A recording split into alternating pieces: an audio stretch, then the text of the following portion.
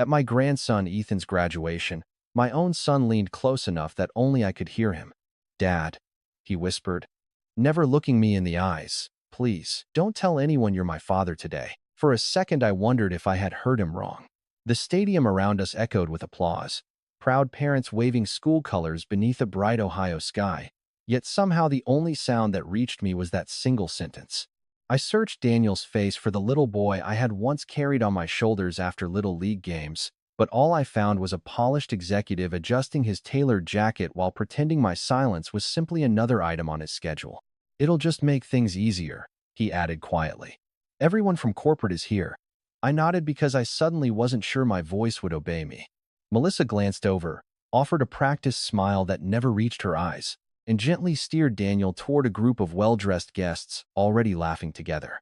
I remained standing beside the entrance for another moment, feeling as though the June breeze had become strangely cold. Families hurried past me carrying flowers, balloons, and cameras. Grandparents embraced grandchildren. Children ran across the lawn with university flags trailing behind them. Everywhere I looked, people were celebrating the generations that had brought them to this day. Somehow I had become the only father trying to disappear. If stories about family, forgiveness, and quiet strength speak to your heart, I'd be honored if you stayed with me for this journey. And only if this story truly resonates with you, you can support it in whatever way feels right. I'd also love to know where you're watching from today. Tell me your city or country and even your local time. Reading those messages always reminds me that no one carries life's burdens entirely alone. My name is William Carter. Most people call me Bill. I'm 74 years old, and until that afternoon I believed I understood exactly where I belonged in my family. Looking back now, I realized that graduation ceremony did not simply celebrate my grandson's future. It quietly exposed the truth about my past, my son, and the life I had spent decades building without ever asking for recognition. The lesson I carried home that evening changed far more than my place in one family photograph, and if you stay with me until the end, I think you'll understand why. Now let me tell you where it all truly began. The campus of Ohio State University looked beautiful that morning. Red banners fluttered above brick walkways. The old clock tower stood against a cloudless blue sky while thousands of families searched for seats inside the football stadium. Ethan had worked incredibly hard to earn his engineering degree. I still remembered helping him build his first wooden toolbox in my garage when he was 12 years old. "Grandpa," he had laughed back then, "one day I'll build machines bigger than yours." I had smiled and answered, "Then you'll have to teach an old man something new."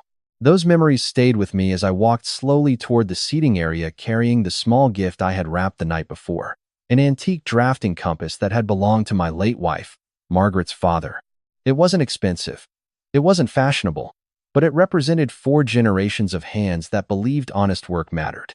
Before I reached my assigned section, Daniel caught up with me. His expensive shoes barely made a sound against the concrete. "Dad, wait." I turned with a smile. "Morning, son." He looked over both shoulders before speaking. "Could you sit a little farther back?" I frowned. "The ticket says row G." "I know," he answered quickly. We'll handle it. Just trust me." Melissa stepped beside him carrying a designer handbag and a bouquet, almost as large as Ethan himself would soon be. "Bill," she said softly, "there are some important business guests joining us today. We just don't want things getting complicated." I looked from one face to the other. "Complicated?" Daniel sighed. "Please, Dad." That was when he leaned closer and whispered the sentence that has echoed in my mind ever since. Afterward, neither of them waited for my answer. They simply walked away as though the conversation had settled itself. An usher noticed me standing alone. "Sir, may I help you find your seat?" I forced a smile. "Actually, is there anything available farther back?" "Certainly." He led me almost to the highest rows overlooking the entire stadium. From there the graduates looked like tiny streams of scarlet and gray flowing across the field. I sat quietly, resting both hands on my cane. Below me, Daniel laughed with executives wearing company badges. Melissa greeted each new arrival with effortless confidence. Ethan had not yet entered, unaware that his graduation day had already become something none of us would ever forget. I told myself it was only one afternoon, one uncomfortable request, one sacrifice for my son's career. But deep inside, another feeling had begun to grow, one I could neither explain nor silence. It was the strange certainty that everyone gathered below believed they already knew exactly who William Carter was, while the real truth, had been quietly hidden from all of them for many years. As I sat high above the field, I realized the sting of that morning did not come from a single conversation. Pain like that is never born in one moment. It grows quietly, year after year, until one ordinary sentence finally gives it a name. I rested both hands on the smooth wooden handle of my cane and watched families below laugh together while memories I had spent years trying to bury slowly found their way back. Daniel had not always been embarrassed by where he came from. There was a time when he proudly introduced me to everyone. I could still see the little white ranch house outside Newark, Ohio, where he grew up. Every Saturday morning he would follow me into the garage wearing oversized work gloves that reached almost to his elbows. "Can I help today, Dad?" he would ask before the sun had fully risen. I always smiled. "Only if you are ready to learn." We built birdhouses, repaired bicycles, and sometimes simply sat together drinking lemonade while talking about baseball. His mother, Margaret, would stand in the kitchen window smiling at both of us. "You two are impossible," she would laugh.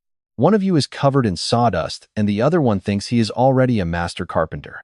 Daniel would grin from ear to ear. "Dad says every job deserves patience." Margaret would look at me and quietly say, "He listens to everything you say."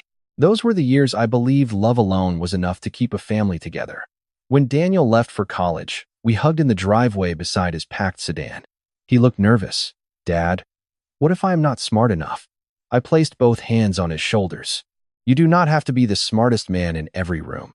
Just be the most dependable. People never forget dependable." He nodded. And before getting into the car, he wrapped his arms around me one more time. "I hope I make you proud." I answered without hesitation. "Son, you already have." Somewhere along the years that followed, something changed so gradually that I almost convinced myself I was imagining it. At first, it was little things. Phone calls became shorter. Visits happened less often. Holidays were suddenly difficult to schedule. There was always another meeting, another conference, another obligation. I told myself that successful people lived busy lives. I never wanted to become the father who complained because his son worked hard. Then Daniel married Melissa. On the day I met her parents, she introduced everyone around the room with effortless confidence. "This is my mother. This is my father. This is my uncle from Cincinnati." When she reached me, she paused for half a heartbeat. "And this is Bill. Bill. Not Dad. Not my father-in-law. Simply Bill." I remember smiling anyway because I believed respect could not be demanded. It had to grow naturally. Margaret noticed it too. That evening, after we returned home, she folded her dress carefully over the bedroom chair and asked, "Did that bother you?" I shrugged. Maybe she was nervous. Margaret sat beside me on the edge of the bed. "You always give people the benefit of the doubt. Is that such a terrible habit?" She reached for my hand. "No, I only hope they deserve it." Years later, after Margaret passed away, the house became painfully quiet. Every room carried her laughter like an echo that never completely faded. Daniel visited often during the first few months. He fixed a loose cabinet door. He mowed the lawn. We shared coffee on the back porch where his mother had once planted roses. One afternoon, he looked across the yard and said softly, "I worry about you being here alone." I smiled. "Your mother is still here in more ways than you realize." He nodded without speaking. I thought we understood each other. But as promotions came and titles grew longer, the distance between us grew just as steadily. The old pickup truck I drove became an embarrassment instead of a memory. The calloused hands that had paid for his education no longer matched the polished world he now inhabited. Melissa once looked around my workshop and laughed politely. "You should really let someone renovate this place, Bill. It feels outdated." I ran my fingers across the old workbench where Daniel had carved his initials as a boy. "Some things are worth keeping exactly as they are." She smiled without answering. Ethan was different. Whenever his parents were busy, he still wanted to spend weekends with me. We built model engines together because everything deserves a chance before it gets replaced. He thought about that for a long moment before saying, "I think people do too." I remember feeling strangely hopeful. Children often see truths adults forget. Even after Daniel became an executive, I never stopped believing there was still a piece of that curious little boy somewhere inside him. I simply could not find him anymore. As the graduates continued filing onto the field below, and applause rolled across the stadium in gentle waves. My eyes drifted toward the reserved section where Daniel stood talking comfortably with several men wearing company badges and tailored suits. They laughed together as though they had known each other forever. I wondered if any of them knew the young man who once carried my toolbox because he wanted to be exactly like his father. Then something unusual caught my attention. One of the older executives suddenly stopped walking. He turned slowly toward the upper rows, narrowing his eyes as though he had recognized someone he had not seen in many years. His expression changed from curiosity to disbelief, and before I could understand why, he began making his way directly toward my section. The older gentleman climbed the concrete steps with a steady pace that did not match the excitement surrounding the ceremony. He was dressed in a navy suit that fit him with the quiet confidence of someone who had worn success for many years without feeling the need to display it. Several younger executives noticed him changing direction and instinctively followed a few yards behind, unsure of what had captured his attention. I looked over my shoulder, thinking he must have mistaken me for someone else. It had happened before. At my age, faces from the past sometimes blurred together. He stopped only a few feet away and studied me carefully. His eyes searched my face, lingering on the lines time had drawn there, before a warm smile slowly replaced his surprise. "Excuse me," he said. "Would your name happen to be William Carter?" I blinked. "Yes, it is." For a brief second, he simply stood there, as though confirming something he had hoped was true. Then he extended both hands toward mine instead of offering the quick handshake common among businessmen. "I cannot believe it," he said softly. "After all these years." Before I could answer, another voice interrupted from below. "Richard." Daniel's tone carried polite concern mixed with visible tension. He hurried toward us with Melissa only a few steps behind. "Everything all right?" The older man turned. "Everything is more than all right." Daniel forced a smile. "Mr. Bennett, let me introduce you." Richard Bennett raised one hand gently. "No introduction is necessary."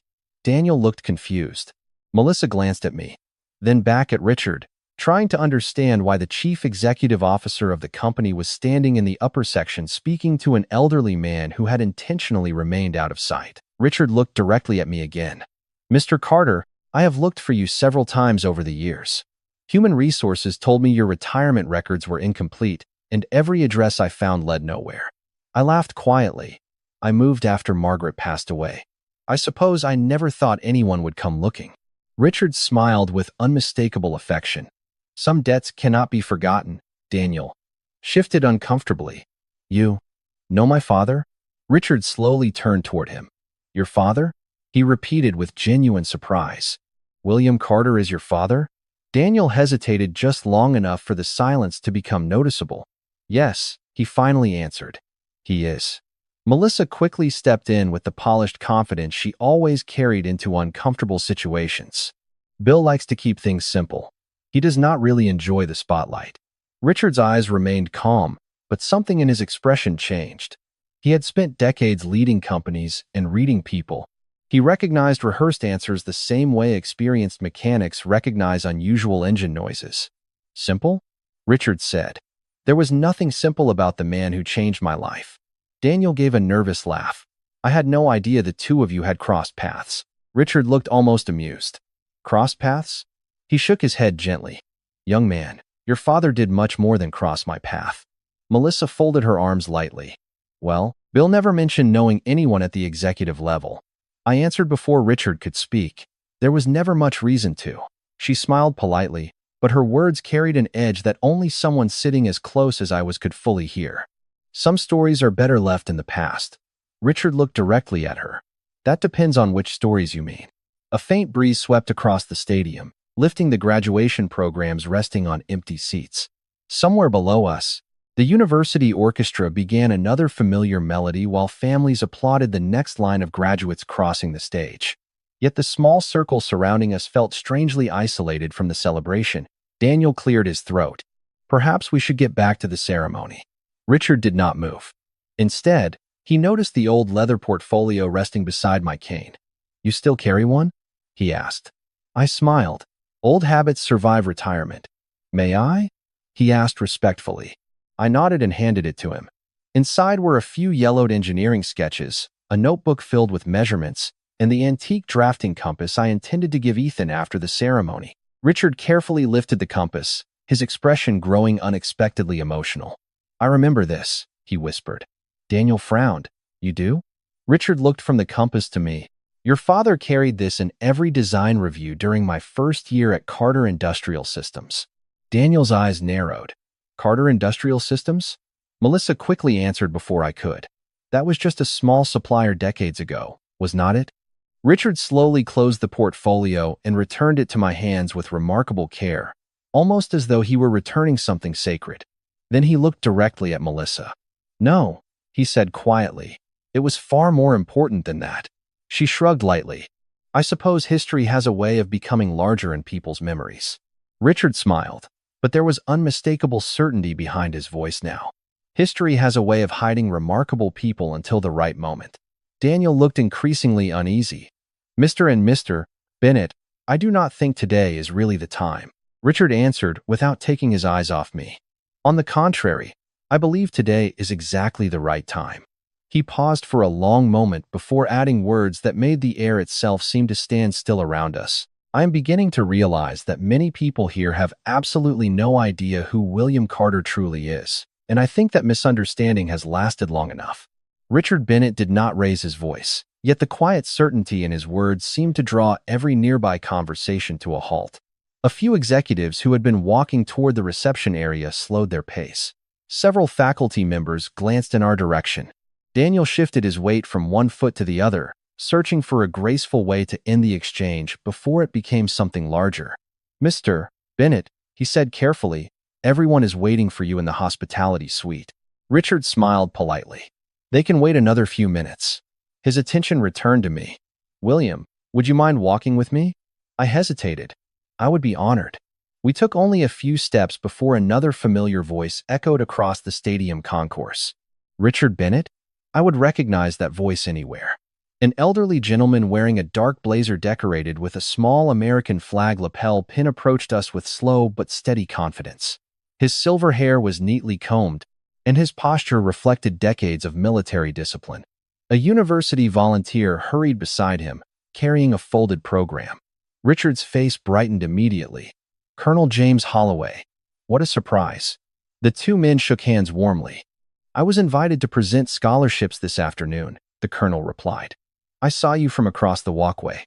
Then his eyes settled on me. For a brief moment, he simply stared.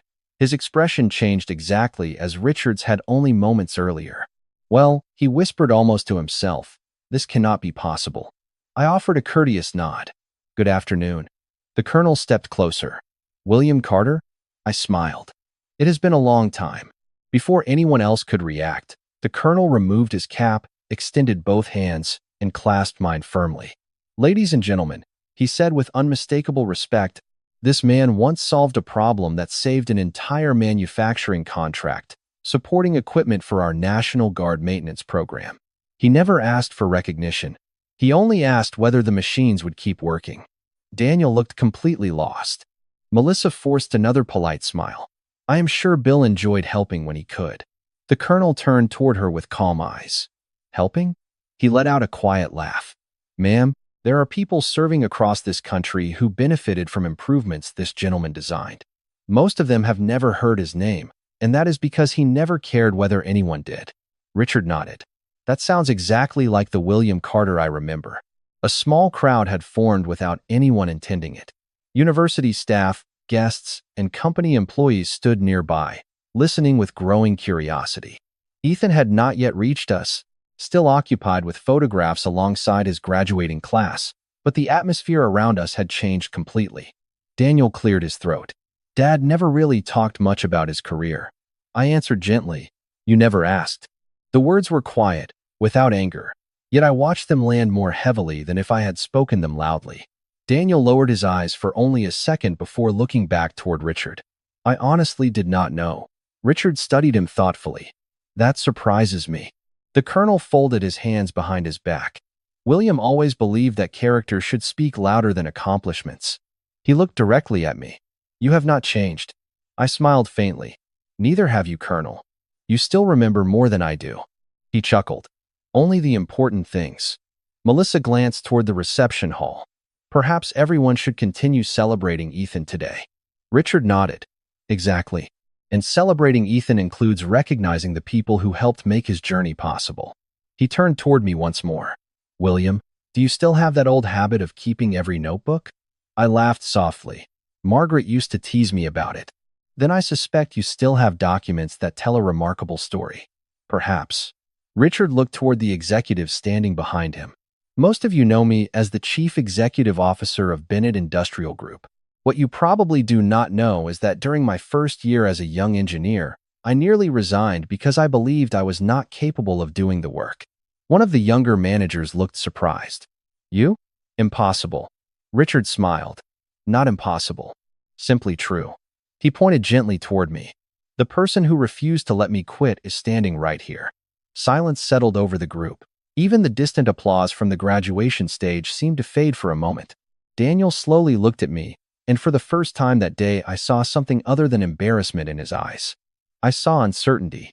He was beginning to realize there were entire chapters of my life he had never cared enough to read. Richard reached into the inside pocket of his suit jacket and removed a worn leather card holder. From it he carefully unfolded a faded business card whose edges had softened with age. He handed it to Daniel without saying a word. Daniel stared at it. Across the top, beneath an old company logo, appeared a familiar name in bold black letters. William Carter, founding partner and chief engineering consultant. Daniel looked up, unable to speak. Richard's voice remained calm. Your father never introduced himself by his accomplishments. He introduced himself by his kindness. That is why so many people remember him. The colonel smiled quietly. And I have a feeling this afternoon is only beginning to reveal why. Daniel continued staring at the faded business card, as though the paper itself had become heavier in his hands. Around us, conversations resumed in cautious whispers.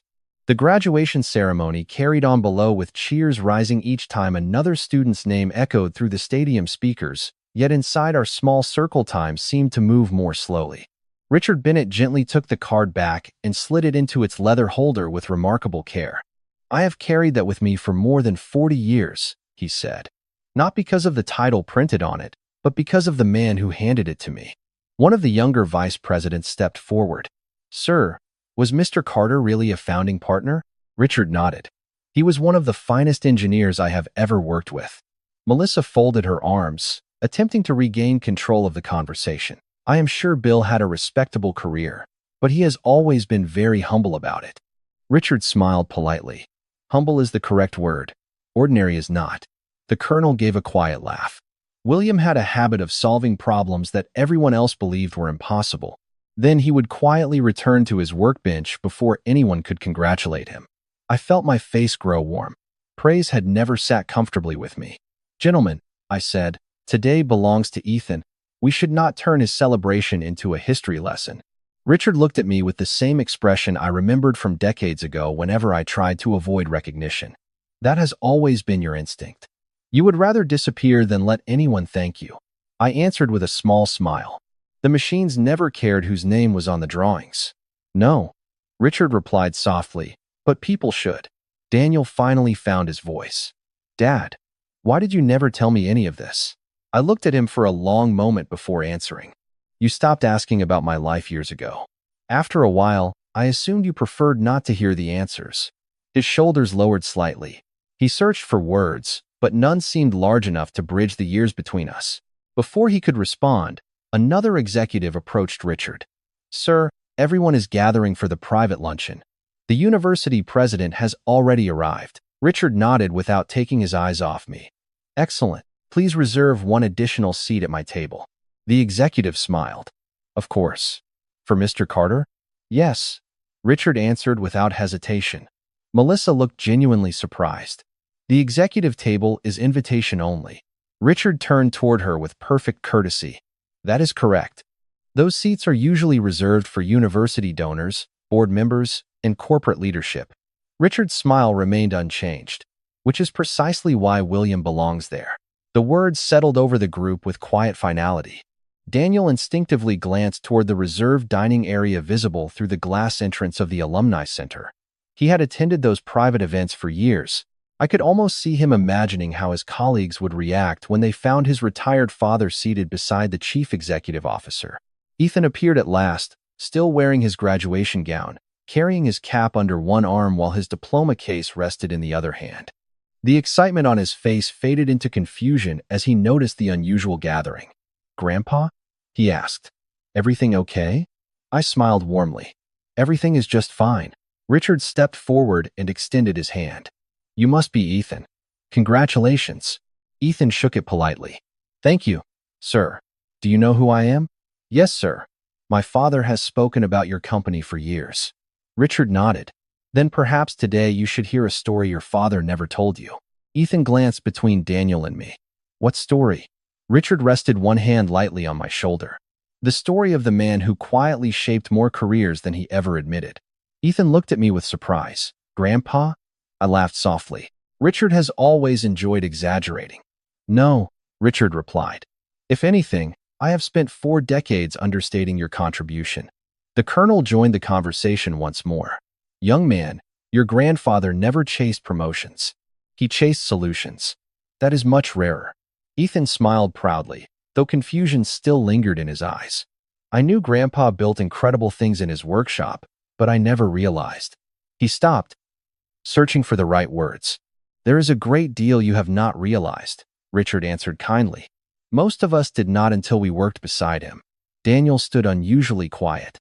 For the first time in many years, he seemed less interested in protecting his image than in understanding the father standing a few feet away.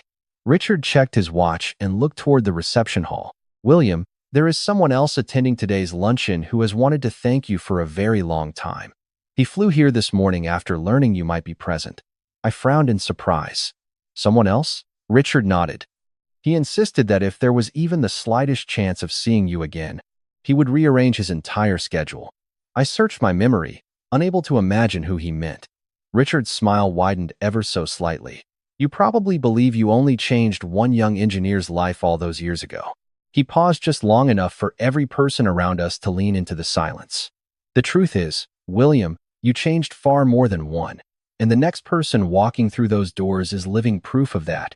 The doors to the Alumni Center opened quietly, and the steady murmur of conversation seemed to soften as another distinguished guest entered the room. He was in his early 70s, dressed in a charcoal suit with a simple blue tie, carrying himself with the calm confidence that only years of responsibility could produce. Richard Bennett smiled the moment he saw him. "You made it." The man nodded. "I would not have missed this for anything." His eyes moved across the room until they settled on me. He stopped walking. For a brief moment, he simply stared, and then an unmistakable smile spread across his face. "William Carter," he said warmly. "You still stand exactly the way you did 40 years ago." I laughed softly. "And you still notice details before anyone else, Michael." Daniel looked from one face to the other, completely bewildered. Richard placed a hand on his shoulder. "Daniel, I would like you to meet Michael Reynolds, chairman of Reynolds Advanced Manufacturing." Daniel's eyes widened immediately. Everyone in Ohio's manufacturing industry knew that name.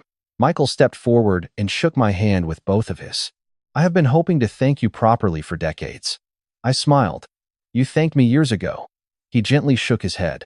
"No, I thanked you with words. I never truly explained what your kindness meant." The room grew noticeably quieter. Several executives had paused nearby, pretending to refill coffee cups while clearly listening. Michael looked around before speaking again. "Most people assume I built my company because I had extraordinary vision.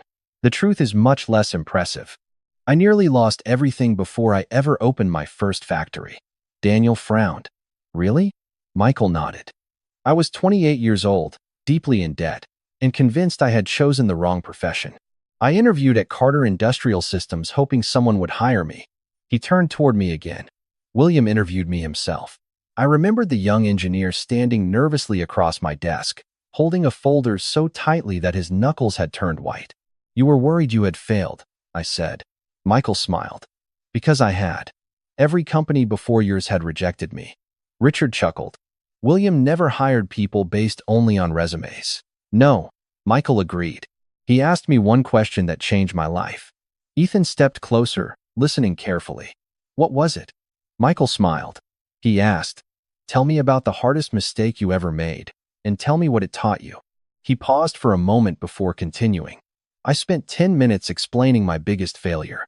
When I finished, William leaned back in his chair and said, "Good. Now I know you are finally ready to succeed." Ethan looked at me with quiet admiration. "Grandpa, you really said that?" I smiled gently. "Something close to it." Michael laughed. "No, William. Those were your exact words. I wrote them down that evening because nobody had ever looked past my failures before." Melissa shifted uneasily. "That was very generous." Michael looked toward her kindly. "It was more than generous. It changed the direction of my life." Richard nodded. William had an unusual gift. He saw potential before other people saw credentials. Daniel stood silently, his expression becoming more conflicted with every passing minute. Finally, he spoke. "Dad, why did you retire without telling anyone who you really were?" I answered quietly. "Because titles belong on business cards. Character belongs in everyday life." No one interrupted. The silence itself seemed to carry the weight of those words. Daniel rubbed the back of his neck. I thought you were just a plant engineer." I replied. "I was also a partner for many years. Then I sold my ownership when your mother became ill. We wanted more time together than another promotion could ever give us." Michael added softly. "He sold his shares long before they became extraordinarily valuable. Not because he had to, but because his wife mattered more than his career." Daniel looked stunned. "You never told me. You were building your own life," I answered. "I wanted you to build it without feeling you had to compete with mine." Melissa spoke quickly, almost defensively. "No one meant any disrespect today. We simply wanted everything to go smoothly." I met her eyes without anger. "Melissa, I believe you." She seemed surprised by my answer. I continued calmly. "But sometimes we become so focused on appearances that we forget the people standing beside us." Richard remained silent, allowing the truth to settle naturally instead of forcing it. Daniel took a slow breath. "Dad, if I made you feel unimportant." I gently raised one hand. "This is not about blame." He looked confused. "Then what is it about?" I answered with the honesty I wished we had shared years earlier. "It is about remembering where we came from. Success should never require us to erase the people who helped us reach it." Michael smiled quietly. "That is exactly why so many of us are here today." Richard looked around the room. "Gentlemen, every one of us has benefited from William Carter's wisdom in one way or another. Some of us knew it immediately. Others are only discovering it today." Ethan stepped beside me and placed one hand gently on my shoulder. "Grandpa," he said, his voice filled with quiet emotion after the ceremony. "Would you tell me everything?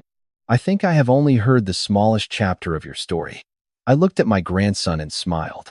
"I would like that very much." Across the room, Daniel lowered his eyes for a long moment. The confidence that had carried him through every boardroom suddenly seemed much smaller than the quiet truth standing only a few feet away, and for the first time since that morning, he understood that no accusation had defeated him, no argument had cornered him, and no anger had humiliated him. The truth alone had done what nothing else ever could, and there was no way to argue with it. The private luncheon unfolded with the quiet elegance that always accompanies people accustomed to influence. Round tables were dressed in crisp white linen. Sunlight filtered through tall windows overlooking the campus lawn where families were still taking graduation photographs. I found myself seated beside Richard Bennett and Michael Reynolds while Colonel James Holloway occupied the chair across from me. Daniel and Melissa had been placed at a nearby table with several senior managers. They were close enough to hear much of the conversation, but far enough away that they could not easily join it. I had never cared where my name appeared on a seating chart, yet I could not ignore the strange irony of the afternoon. Richard lifted his glass of iced tea and smiled. To Ethan, for earning his degree, and to William, for reminding all of us where real leadership begins. The small group raised their glasses. I simply nodded, feeling more grateful than comfortable. Across the room, I noticed Daniel staring quietly into his coffee cup while Melissa leaned toward him, speaking in a hurried whisper. Their expressions carried none of the confidence they had worn earlier that morning. "You should have told me," Melissa murmured, believing no one else could hear. Daniel answered in a strained voice. "I did not know." "How could you not know your own father's history? Because he never talked about it, or because you never asked?" The question hung between them like a weight neither wanted to carry. Daniel rubbed his forehead. "This is not helping." Melissa folded her napkin with restless hands. "Everyone from the company is watching us." "Then stop making it worse." "I am making it worse?" Her voice rose before she caught herself. You are the one who said none of this mattered. Daniel looked genuinely frustrated. Because I believed it did not. Now they think we hit him on purpose. Did we? The words escaped before he could stop them. Melissa stared at him in disbelief. You are blaming me? I am trying to understand how we got here. We got here because you never corrected anyone. Neither did you. Their conversation dissolved into uneasy silence. Neither seemed willing to accept responsibility, yet neither could deny the truth unfolding around them. At our table, Michael quietly leaned toward me. They are having a difficult afternoon. I sighed softly. They are having an honest one. Richard nodded. Sometimes honesty arrives years later than it should. I looked down at the antique drafting compass resting beside my plate. Margaret had always believed that truth worked slowly, like water wearing through stone. It did not shout. It endured. Ethan soon joined us after greeting several professors. He pulled a chair beside mine with the easy affection of someone who had nothing to prove. Grandpa, he said, smiling, would you look at something? He opened his diploma case, not to show me the certificate, but to reveal a folded sheet of paper tucked beneath it. Professor Harris asked us to write a letter before graduation describing the person who shaped our idea of success. He handed me the page. My hands trembled slightly as I read the first sentence. It said, my grandfather taught me that the strongest people rarely introduce themselves with their achievements. I paused for a moment before looking back at him. You wrote this? Ethan nodded. I did. I guess I understood more than I realized. I smiled, unable to speak for a few seconds. Richard quietly looked away, giving me the privacy of that moment. Across the room, Daniel happened to notice the paper in Ethan's hands. He watched his son smiling at me with uncomplicated pride, and something in his own expression changed again. He was no longer worried about appearances. He looked like a man measuring the distance between the father he had known and the father he had failed to see. Melissa followed his gaze. Go talk to him, she whispered. Daniel remained seated. I do not know how. Then start somewhere. What if it is too late? She lowered her eyes. Maybe we are both asking that question. Richard gently placed one hand on the table. William, I have one request. What is that? Next month we are holding our annual leadership conference. I would like you to speak. I laughed quietly. Richard, I retired years ago. Exactly. You have nothing left to prove, which makes you the perfect person to remind young leaders what truly matters. I shook my head with a smile. Let me think about it. That sounds like the answer you gave me 40 years ago. Michael laughed warmly. And it still means yes. The room filled with easy laughter, but I noticed Daniel standing alone near the window. One by one, several executives approached him. They were courteous, even kind, yet every conversation seemed to begin the same way. They did not ask about quarterly reports or future projects. They asked about his father. Why have you never introduced us? One manager wondered aloud. Another smiled and said, you must be proud to come from someone like Mr. Carter. Daniel answered each question honestly because there was no longer another answer to give. He admitted that people simply had not known the full story. No one accused him, no one scolded him. Yet the quiet disappointment in their faces seemed to weigh more heavily than any criticism ever could. By the time the luncheon drew toward its close, Daniel and Melissa were no longer standing together. They had drifted apart without realizing it, each wrestling privately with choices that could no longer be explained away. I had done nothing to create that distance. I had not argued, demanded an apology, or defended myself. The truth had entered the room on its own, and once it was finally seen, everyone else was left to decide what they would do with it. When the luncheon finally came to an end, I stepped outside alone before anyone had the chance to stop me. The afternoon sun rested gently over the university campus, warming the brick walkways that had carried thousands of graduates toward the next chapter of their lives. The noise from the celebration faded with every step I took. Laughter became a distant echo. Camera shutters disappeared behind the rustling leaves of old maple trees. For the first time that day, I could hear my own thoughts again. I found an empty bench overlooking a small, reflecting pond. Margaret would have loved that quiet corner. She always believed every celebration needed a place where people could breathe before returning to the world. I rested the antique drafting compass in my hands and smiled to myself. You would have laughed at all of this, I whispered. You always said life has a funny way of introducing people to the truth. A familiar voice interrupted my thoughts. Mind if I join you? I looked up and saw Ethan still wearing his graduation gown, though he had loosened the collar and carried his cap under one arm. "There is always room for you," I answered. He sat beside me without speaking for nearly a minute. Neither of us felt the need to fill the silence. Finally, he looked across the water and asked, "Grandpa, were you hurt today?" I considered the question carefully before answering. "Yes." He nodded slowly. "I thought so. But hurt is not the same thing as broken." Ethan looked down at his hands. "I wish I had known more." I smiled gently. "You knew enough." "Did I?" "You knew that we enjoyed building things together. You knew I showed up whenever you asked. You knew I listened more than I talked. Those things matter more than any title I ever held." He looked at me with thoughtful eyes. "I always thought success meant becoming important." I shook my head.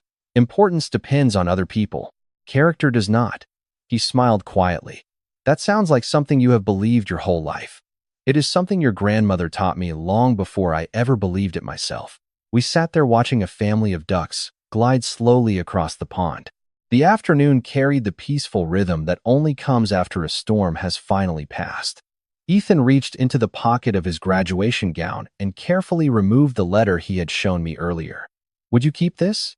he asked. I looked surprised. "Should not you be the one keeping it?" He folded it and placed it in my hand. "I wrote it because of you. It belongs with you." I felt my throat tighten. "Thank you. There is one more thing," he said softly. "I accepted a job offer last week." "That is wonderful." "It is with Bennett Industrial." I laughed warmly. "Richard certainly moves quickly." Ethan smiled. "He offered me the position before any of this happened today. I accepted because it was a good opportunity." He paused before continuing. "Now, I have another reason." "What reason is that?" "I want to build the kind of career that lets people feel seen the way you always made them feel." I looked at him for a long moment. Of every compliment I had received that afternoon, those words settled deepest inside my heart. A few minutes later, I heard footsteps approaching behind us. Daniel stopped several feet away. He did not immediately speak. His hands rested awkwardly in the pockets of his suit jacket as though he had rehearsed 100 different conversations without finding the right one. Ethan stood. "I will give you two some time." Before leaving, he squeezed my shoulder gently and walked toward the parking lot. Daniel watched him go before sitting on the opposite end of the bench. Neither of us hurried the conversation. Finally, he spoke. "I have been thinking about Mom all afternoon." I smiled sadly. "So have I." He stared across the pond. "She always told me that people should never become smaller just because someone else became more successful. She was a wise woman." He nodded. "I forgot that. We all forget important things sometimes." Daniel took a slow breath. "I spent years trying to become someone worthy of respect. Somewhere along the way, I started believing respect came from the people standing around me instead of the people who raised me." I listened without interrupting. He looked at me with eyes that seemed older than they had that morning. "I cannot change what happened. No. I cannot pretend those words were never spoken. No. But I hope they are not the last words that define us." I reached across the bench and placed my hand gently over his. "Daniel, families are not held together because they never fail each other. They survive because someone chooses to begin repairing what has been broken." He lowered his head. "I do not know if I deserve that chance." Deserving has very little to do with forgiveness. He looked at me in silence. "Then what does?" I smiled, thinking once again of Margaret. "Love? Love chooses before pride ever has the opportunity to speak." His eyes filled with quiet emotion. He did not cry. Neither did I. We simply sat together beneath the afternoon sun, no longer as an executive and a retired engineer, no longer as men measuring success against reputation, but simply as a father and a son who had finally begun the long walk back toward each other. As I stood to leave, I slipped Ethan's letter beside Margaret's old compass inside my leather portfolio. One represented the woman who had shaped my life. The other represented the generation that would carry those lessons forward. At that moment, I realized that neither business cards nor titles had ever been my true legacy. My real inheritance had always been the people willing to become kinder because our paths had crossed, and for the first time in many years, that truth brought me a peace no accomplishment ever could. Nearly a year passed before I returned to the same campus. Spring had come again to Central Ohio, and the maple trees lining the walkways were beginning to bloom just as they had the year before. Time had softened many things. It had not erased the memories of that graduation day, but it had transformed them into something quieter, something I could carry without bitterness. Ethan had invited me back to speak to a small group of engineering seniors who were preparing to enter the workforce. He insisted they would learn more from stories than from resumes. I almost declined. Then I remembered Margaret's voice reminding me that wisdom becomes useful only after it is shared. The auditorium was much smaller than the football stadium where everything had changed, yet somehow it felt far more personal. Ethan stood at the podium introducing me with an unmistakable smile. "The person I want you to meet today is not simply my grandfather," he said. "He is the man who taught me that success means leaving people better than you found them." Those words settled gently over the room. They were not loud. They did not need to be. I walked to the front, looked at the young faces waiting patiently, and spoke about mistakes, perseverance, kindness, and the responsibility that comes with knowledge. I never mentioned titles. I never mentioned awards. When the presentation ended, several students waited simply to shake my hand. One young woman quietly said, "I hope I become the kind of engineer people remember for the way I treat others." I smiled and answered, "Then you are already asking the right question." Outside the building, Daniel was waiting beside my old pickup truck.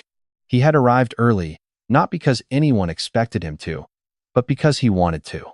That simple difference meant more than he probably realized.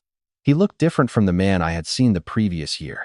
The expensive confidence had given way to something steadier, more genuine. "You were good in there," he said. I laughed. "I talked too long." "No," he replied.